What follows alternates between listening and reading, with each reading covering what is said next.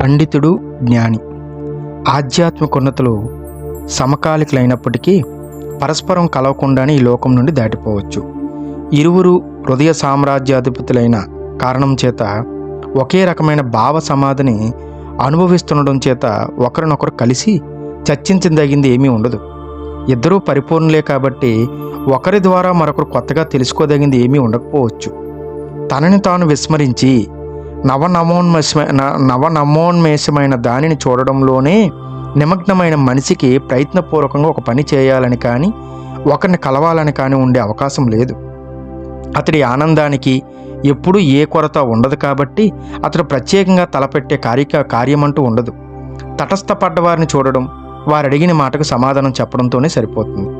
అలాంటి ఇద్దరు జీవన్ముక్తులు కలవడం తటస్థించకపోయినప్పటికీ మధ్యకాలంలో ఒకరి దేహం చాలించినప్పటికీ ఆ ఇద్దరి మధ్య ఉన్న దృష్టి సారూప్యాన్ని గమనించిన వారు వీరిద్దరూ సమావేశమై ఉంటే ఎలా ఉండేదో అనే ఊహాగానం చేయడం కొద్దు. ఆకాశంలో ఇద్దరు సూర్యులు కనిపిస్తే ఎలా ఉంటుందో అలా ఉంటుందేమో అని అనిపించవచ్చు, కానీ ఆకాశంలో సూర్యుడు ఎప్పుడూ ఒక్కడే. నిజమైన ఆధ్యాత్మికోన్నతిని అందుకున్నవారు ఒకరిలో ఒకరు మిళితమైపోతారు. వారసులు విడివిడి వ్యక్తులైతే కదా వేరువేరుగా కనిపించడానికి. దేహదారులు కాబట్టి ఇద్దరూ కనిపిస్తుంటారే గాని జీవన్ముక్తులైన కారణం వల్ల ఇద్దరిలో ఎవరు నోరు విప్పి మాట్లాడినా ఒక్కటే సత్యమే ప్రకటితమవుతుంది.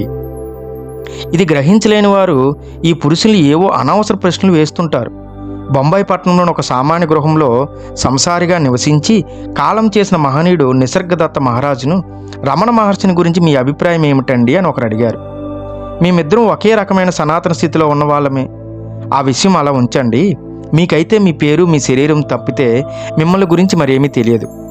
రమణ మహర్షి గురించి అయినా మీకంతే తెలిసే వీలుంటుంది. ఆయన గురించి మీకు అంతకన్నా ఏమీ తెలుసు కాబట్టి నన్ను ఈ ప్రశ్న అడుగుతున్నారని సమాధానమిచ్చాడు నిసర్గదత్తుడు.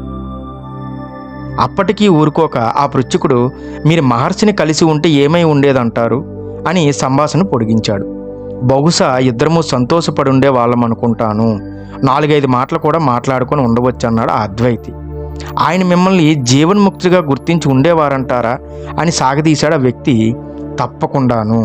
మనిషిని మనిషి గుర్తించగలిగినట్లే జ్ఞాని అయినవాడు మరో జ్ఞానిని ఇట్టే గుర్తించగలడు. మీరు స్వయంగా అనుభవించేది మీరు మెచ్చుకోగలుగుతారు. మీ అనుభవంలోకి రాని గుణాన్ని మీరు గ్రహించలేరు అన్నాడు నిసర్గదత్తుడు. అరుణాచల్ రమణుని కలవాలనుకున్న వారిలో కూడా రకరకాల వారు ఉండేవారు. రమణుడు విరూపాక్ష గుహలో ఉండే కాలంలో పండితుడైన శివగంగా పీఠాధిపతి ఒకరు తనని కలిసే నిమిత్తం వచ్చారని చెబుతూ రమణుల్లా అంటారు. వారు శిష్యులతో వచ్చి తిరువన్నమలై నగర సత్రంలో బస చేసి నన్ను అక్కడికి రమ్మని ఆహ్వానించారు.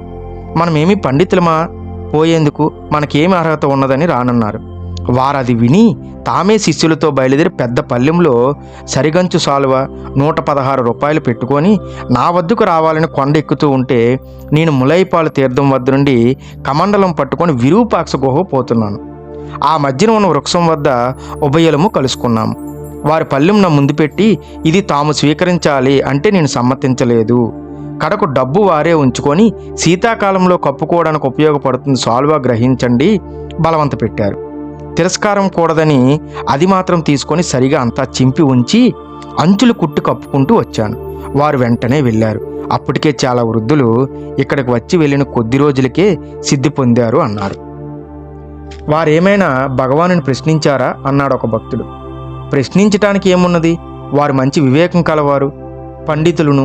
నన్ను చూసిన వెనుక తమ సమీపస్తులతో సుఖీ అంటే రమణుడే సుఖీ, ఇలాంటి సుఖం నాకు 1000 జన్మలకైనా లభించడం దుర్లభం అని అన్నారట వారు అంటూ ముగించాడు రమణుడు.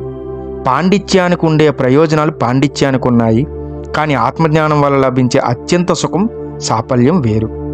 మనస్సు మెదడులో పుట్టిందనుకుంటారు, కానీ మెదడు ఎక్కడున్నది?